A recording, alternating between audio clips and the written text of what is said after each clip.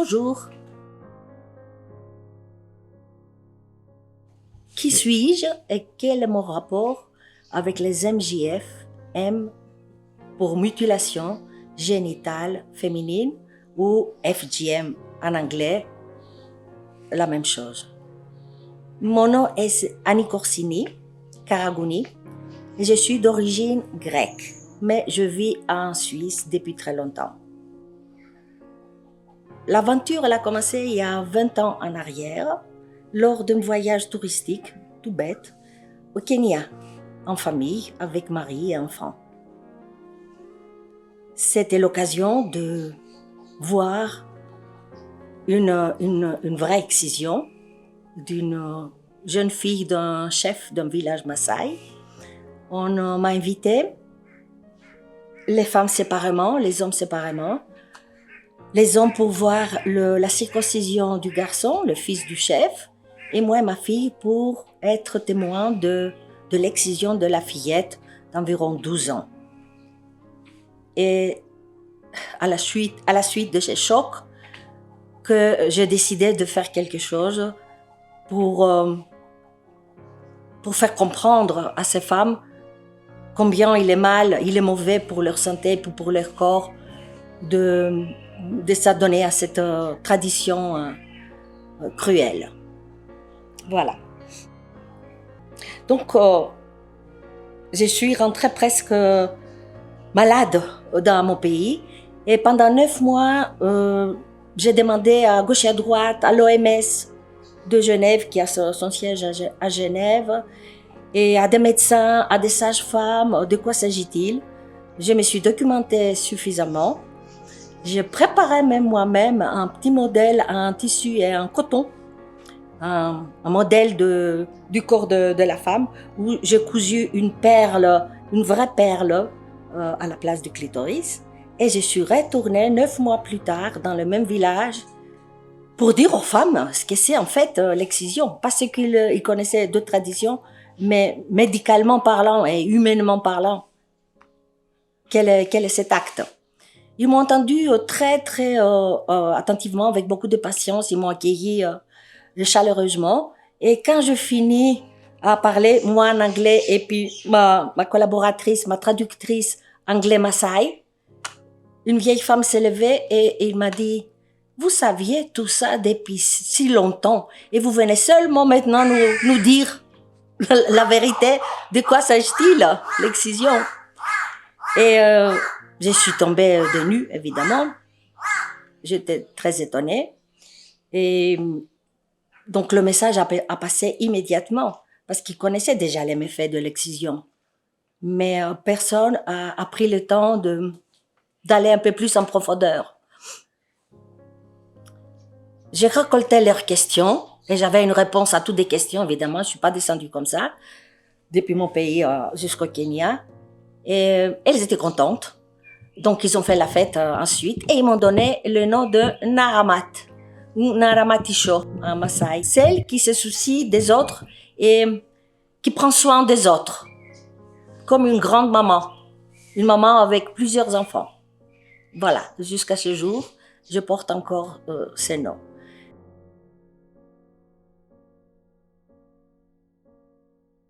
L'excision, il diffère d'un pays à l'autre. Pas le pourquoi de l'excision, mais juste la partie rituelle, à quel âge on le fait, etc. Donc, dans le pays Maasai, ça se fait sur des fillettes de 10, 12, 14 ans. On peut dire que si la fille elle est plus aînée que ça, il a échappé belle. Et donc, il se fait en préparation à un mariage forcé. Fillette au-delà de 12 ou 14 ans, c'est un poids pour la famille, non seulement pour manger, mais son éducation, elle ne peut pas être assumée par les parents à cause de la grande pauvreté. Et donc, le seul issue pour eux, c'est le mariage. Or, Ma, elle vient dans le pays, il va dans ces régions-là, et elle offre quoi aux fillettes à la place de l'excision et du mariage forcé? L'éducation. Donc, on a fait des parrainages des gens de mon pays et des fillettes ici, et on arrive à à payer leurs études jusqu'à l'âge des 18-19 ans, c'est-à-dire fin du lycée. Ainsi, elle échappe à l'excision, au mariage forcé et à toutes ces douleurs où ils sont condamnés par leur statut. Par ailleurs, Ma ne fait pas un travail opportuniste, c'est-à-dire nous n'allons pas dans un village pour parler pendant 1 heure, 2 heures, 1 jour, 2 jours et après on ne nous revoit plus jamais. On a un contact à long terme et on fait plusieurs choses bénéfiques pour la région en même temps que les séminaires de l'excision. Donc on fait construire des classes d'école, on les équipe, on fait ouvrir des puits pour apporter de l'eau potable à ces régions. On aide des coopératives des femmes matériellement ou avec du matériel dont elles ont besoin. Donc on contribue, si vous voulez, au bien-être de ces familles, au développement du village. Et ils nous oublient pas. Ils disent si donc notre association Maasai Aid Association, elle se soucie de nous, on peut bien suivre leurs conseils et ce qu'ils nous disent. Ça doit être pour notre bien. Voilà, c'est une garantie du résultat. Oui, effectivement, je parlais de séminaires. Oui, notre arme, c'est les séminaires, c'est-à-dire parler, workshop, comme ils disent en anglais, donner des workshops aux écoles, aux fillettes de 10 ans et plus, aux 9, on prend à partir de 9 ans, 10, 11, 12, etc. Et à leur maman, donc séparément, par âge. Donc les jeunes filles, c'est un séminaire, les mamans, c'est un autre séminaire, et en même temps, les papas aussi. C'est un collaborateur mâle, un homme, qui parle au papa. Nous avons aussi un modèle en plastique qui montre le corps d'une femme, et nous expliquons là-dessus ce que c'est les types d'excision, les méfaits, les effets secondaires, et aussi, surtout, le difficulté au moment d'accoucher pour une femme excisée.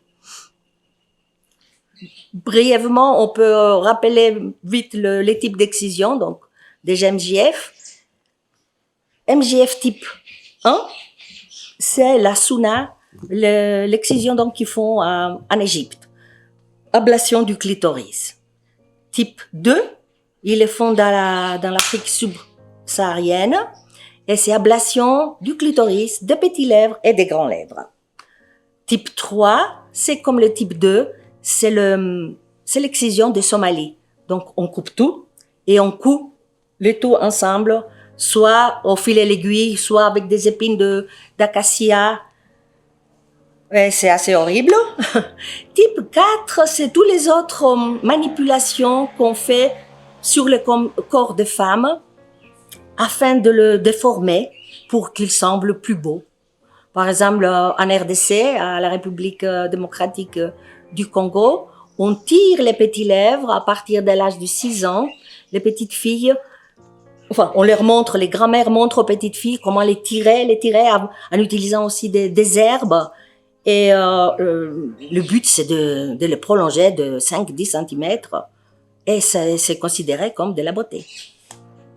Comme l'ablation dans d'autres pays, ailleurs, c'est le contraire. Augmenter les volumes des organes génitaux. Or, tout ça, toute manipulation de la région génitale des femmes produit des effets désastreux pour sa santé et pour son rôle comme une future maman au moment de donner naissance. Comment ça a commencé l'histoire de Emma? Donc, à la suite de mon voyage au Kenya, où j'ai vu avec mes propres yeux l'excision d'une fille et la douleur, la durée aussi de l'acte, énorme. La circoncision des garçons, il prend 3 minutes pour se faire. Et l'excision d'une fille, 20 minutes. Et elle était très brave, sans pleurer, sans se débattre. Mais le mal était là. Donc, à la suite de ça, je rentre dans mon pays, à mon travail. J'avais un job, j'ai toujours. Et Je parle autour de moi et avec quelques amis, on crée cette organisation qui vite a pris de l'ampleur pour son rôle évidemment éducatif, puisque ça aide à éduquer les fillettes, mais aussi pour son rôle de combattre un tabou énorme encore en Afrique et même dans nos pays européens, je veux dire. Parce que l'excision, c'est un tabou, il ne faut pas s'y méprendre. On n'en parle pas. Encore moins, on montre sur un modèle ce qu'on fait sur nos fillettes. Les hommes ignorent tout de ça, les hommes Maasai. Et pourtant, ils veulent que la fille qui va se marier plus tard, qu'elle soit excisée. Or, ça n'a aucun sens, puisque ils ignorent ce que la jeune fille va perdre, et eux-mêmes aussi, dans leur vie conjugale.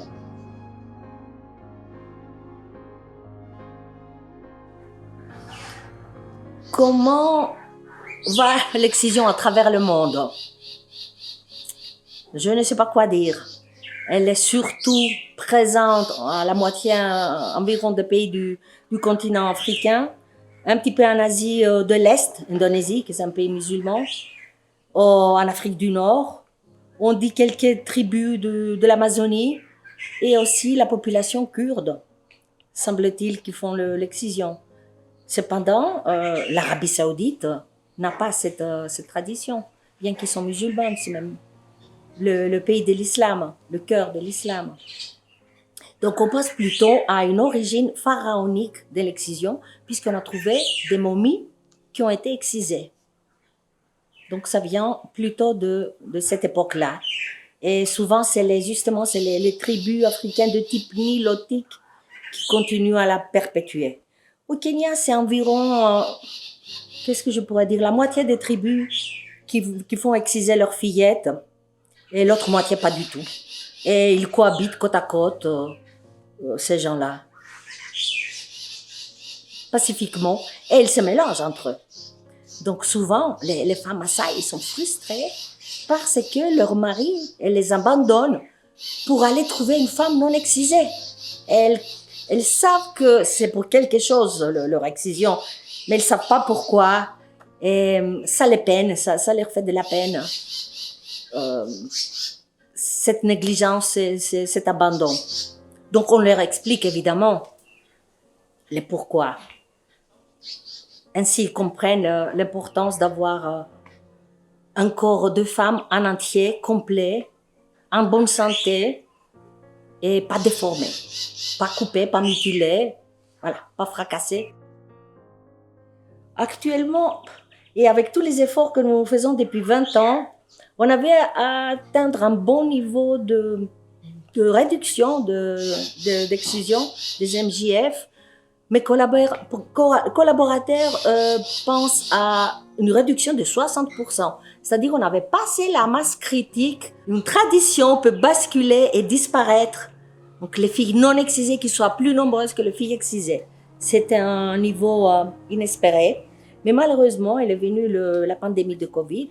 Et à partir de 2020, on a constaté partout un recul. C'est-à-dire les mauvaises habitudes ont repris, l'excision continue, les mariages forcés, oui. Avec la clôture des écoles pendant presque une année, 9 mois, sans école, les fillettes, ils étaient abandonnées à leur sort. Et malheureusement, beaucoup ont été excisées et mariées de force. Donc maintenant, on recommence, après le Covid, on recommence, pas dès le départ, mais on recommence plus bas que là où on a été après tant d'efforts. Ça, c'est un petit peu décourageant, mais il faut espérer que plus rien n'arrêtera la bonne marche et l'abandon de cette mauvaise tradition.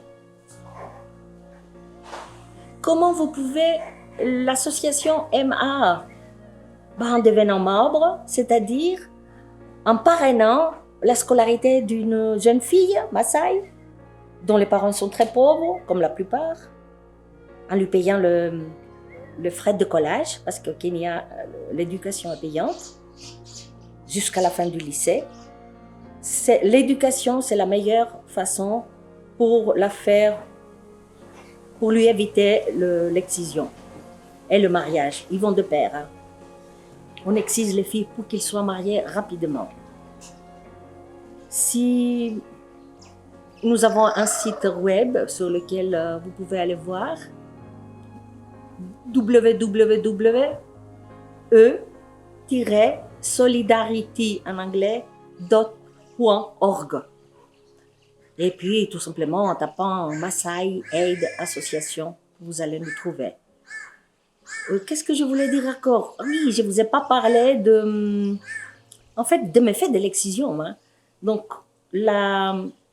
l'ablation des organes génitaux d'une fillette, ça provoque une hémorragie importante. Environ, je dirais, 3%, ils sont morts pendant l'acte ou le jour qui suit. Il y a le risque d'infection qui est très, très élevé. Infection par le tétanos, le VIH, donc le sida, à cause du rasoir qui est utilisé à plusieurs reprises. Il y a le trauma psychologique de la jeune fille. Les professeurs nous disent qu'ils comprennent qu'une fille excisée est excisée après les vacances de Noël parce qu'elle n'est plus attentive à l'école. Elle fait plus rien, elle est rêveuse, elle est triste. Quelque chose la préoccupe sévèrement et elle n'a plus la tête pour l'école et pour ses études. Donc ça, c'est le résultat du traumatisme psychologique suite à l'excision. Il y en a plein d'autres effets désagréables à plus long terme. Elle peut faire des kéloïdes. C'est une mauvaise cicatrisation, donc une cicatrisation en créant un corps solide, un cal, en autre terme, des abcès, des kystes. Enfin, elle est sujet donc à plein d'infections urinaires, des reins aussi. Mais le pire de tout, c'est au moment où la jeune maman elle va donner naissance. Normalement, le pelvis d'une femme non excisée, il est souple et il se dilate pour laisser place à la tête du bébé de sortir. Il arrive à une dilatation de 10 cm. Donc le bébé, il est prêt de sortir, de passer. À une fille excisée, la région génitale, elle est dure parce que c'est une cicatrice. Ce n'est plus. Il a perdu sa élasticité naturelle. Et donc, il n'y a pas de dilatation. Et les mamans Maasai nous disent la phase d'accouchement, ça dure 1 jour, 2 jours, 3 jours, parfois 1 semaine. 1 semaine. Un accouchement qui dure 1 semaine, le bébé, il est déjà mort. Donc, la mortalité mère-enfant lors de l'accouchement, elle est très élevée sur les filles excisées. What have we seen for the last 2 weeks in Rombo? What we did there? What touches your heart when you see that child, that childhood? When you see the small girls? Cette année, nous sommes venus au Kenya à 3 personnes. Moi-même, la présidente de MAA, la fondatrice de MAA, le photographe brésilien Érico Hiller et une jeune fille de Paris, Clarisse. Donc, j'ai repris ma mission habituelle et donc on a descendu depuis Nairobi vers le sud, au pied du Kilimandjaro, dans la région de Rombo, qui est habitée majoritairement par des Maasai.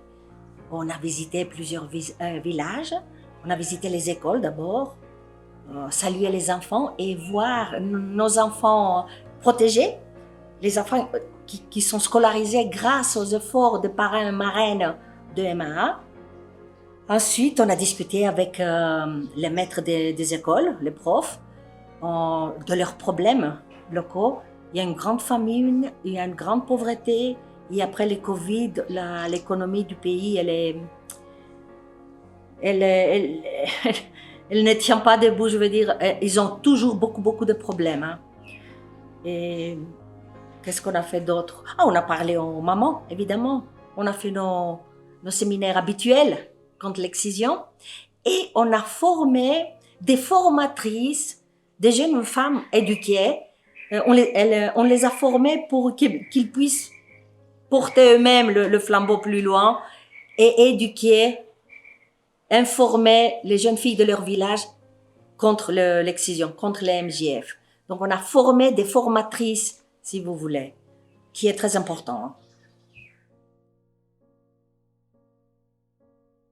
Any, sometimes in all over the world and in Brazil, people almost don't believe that still FGM still happens. So, one question: when you come here to Kenya, to Africa, when you see what's going on, what really touches your heart? That's one question.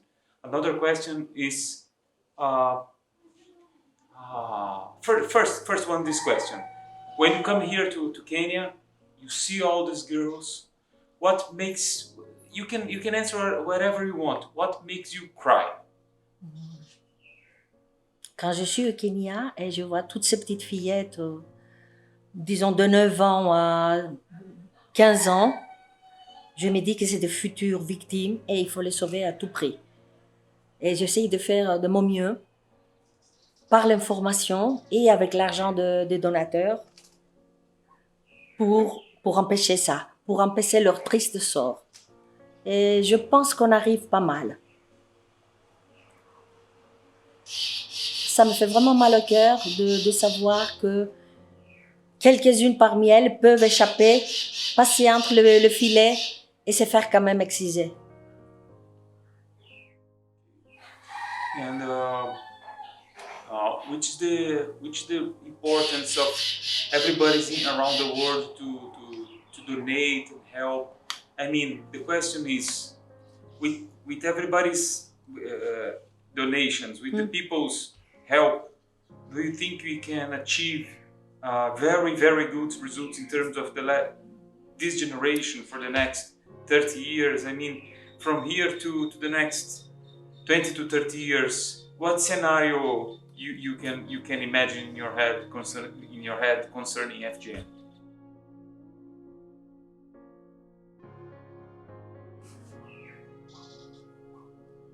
C'est une vaste question.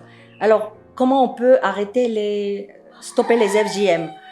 Si on avait un gouvernement très courageux, très directif, qui applique les lois qu'il a fait lui-même, mais qui les applique vraiment, on pourrait éradiquer les MJF dans une année. Au cours d'une année, en appliquant la peine de prison, une surveillance sévère par les maîtres d'école, par je ne sais pas d'autres, il y a des officiers, des intendants à l'enfance, etc. On pourrait l'éradiquer très rapidement. Mais je ne crois pas au miracle, et donc c'est seulement que les gens eux-mêmes ils comprennent que c'est mauvais pour eux, pour leur santé, pour l'avenir de leurs filles, qui peuvent l'arrêter.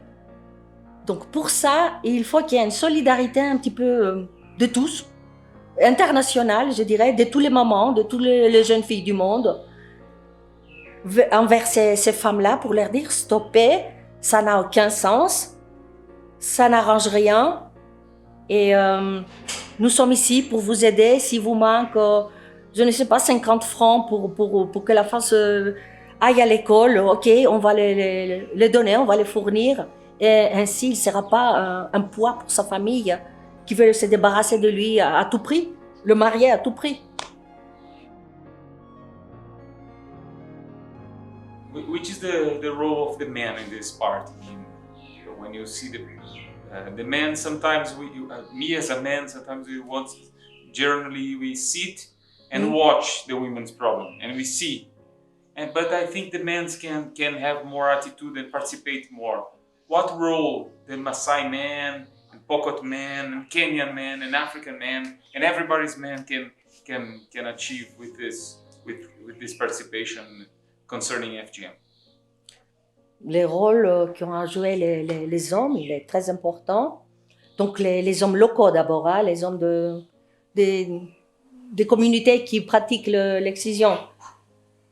Alors, oui, il faut qu'ils arrêtent à faire l'hypocrite, parce que c'est une hypocrisie de dire je veux absolument me marier d'une fille excisée et ensuite de l'abandonner pour aller trouver une femme non excisée pour avoir plus de plaisir dans sa vie maritale.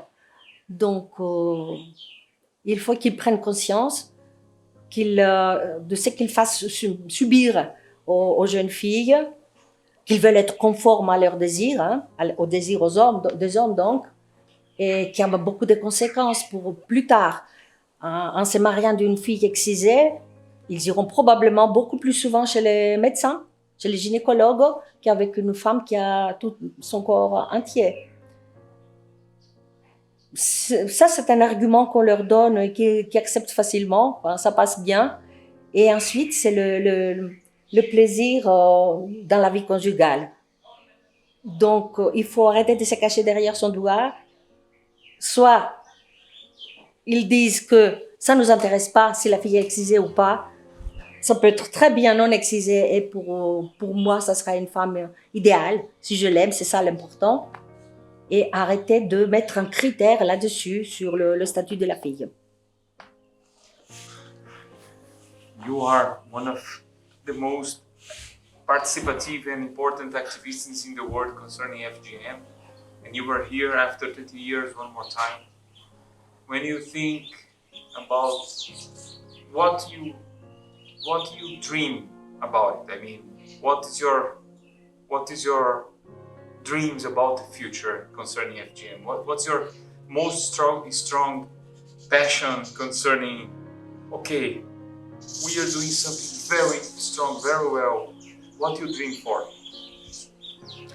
J'aimerais que les femmes soient maîtres de leur corps tout autant que les hommes sont de le leur. Actuellement, ce n'est pas le cas. On triche avec les jeunes filles. Une jeune Maasai nous a dit qu'elle ne voulait pas se faire exciser. Et sa grand-mère lui a raconté, si tu ne le fais pas, si tu ne l'acceptes pas, ton père sera mort. Et la jeune fille, elle a cru. Et voilà. Donc, arrêtez de faire de la pression par tous les moyens, à travers la religion par exemple, qu'il n'y a aucune religion qui recommande ça, ou à travers la tradition, soi-disant tradition. Ce n'est pas l'identité d'un peuple, l'excision. C'est tellement un hasard comme sa répartition à travers le pays, ou à travers, comme l'exemple que j'ai cité, des histoires imaginaires. Arrêtez de faire pression sur les jeunes filles pour déformer, pour mutiler et amoindrir leur corps au nom de quoi? D'une croyance ancienne, probablement pharaonique, et qui n'a aucun sens, aucune logique derrière. Médicalement, c'est un désastre. Humainement, c'est humiliant, parce qu'on rend un corps handicapé, d'une certaine façon handicapé, sans aucune raison et délibérément. C'est d'une injustice monstrueuse, l'excision. J'aimerais que ça s'arrête. Donc, en conclusion, nous avons besoin de vous, de votre contribution, de votre support, de votre soutien financier, moral. Parlez autour de vous de ce que nous faisons. Et c'est que c'est tellement difficile à atteindre ces buts. Il faut beaucoup d'efforts de beaucoup de gens. On a énormément de donateurs déjà, mais ça ne couvre pas tous les besoins. Et ce dernier voyage au Kenya, ça a ajouté encore des enfants dans notre liste. Donc, ces enfants, ils ont l'espoir de pouvoir finir leur école et les jeunes filles avoir une adolescence normale, sans mutilation. Et c'est grâce à vous que ça peut être atteint, ce but. And just in closing, if you want to say some signature or something, Ma, please help us, anything, just for in closing, if the guy needs that.